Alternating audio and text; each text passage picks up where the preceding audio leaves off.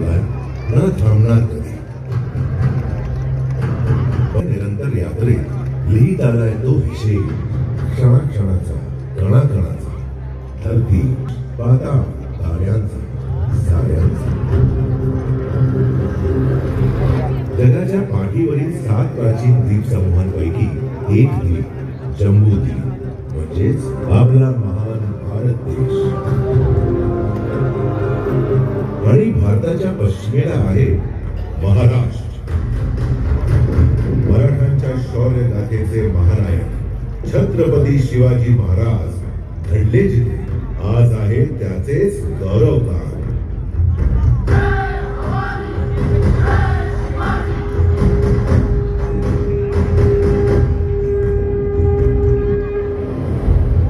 अरबी समुद्र आणि सह्याद्री डोंगराच्या बरोबर आहे महाराष्ट्र.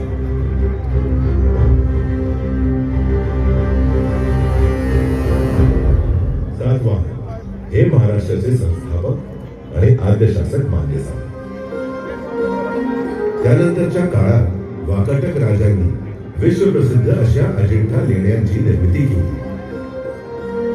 यादवांनी देवगिरीला आपली राजधानी बनवली आणि मराठी भाषेला राजभाषेचा मान दिला. शासक बदलत होते तशा राज्याच्या सीमाही बदलत होत्या.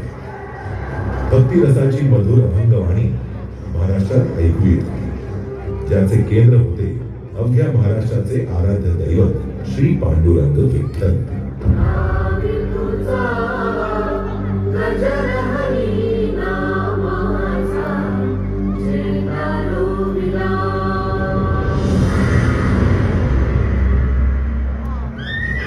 तेरावे शतक संपता संपता महाराष्ट्रात भयंकर उलथापालथीचा भीतीदायक काळ सुरू झाला. खिलजी वंशाचा आक्रमक शासक अलाउद्दीन खिलजी यांनी यादवांच्या देवगिरीवर हल्ला चढवला.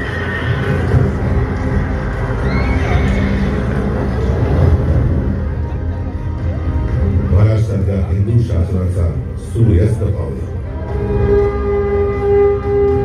अशी तब्बल 350 वर्ष उलटली. 17वे शतक उजाडले तेव्हा महाराष्ट्रातल्या मोठ्या भागावर विजापूरचा सुलतान मोहम्मद आदिल शहाचे राज्य या जुलमी राज्यकर्त्यांच्या अत्याचाराने मराठी माती आतल्या ओढत होती. इथले सरदार मजबुरीने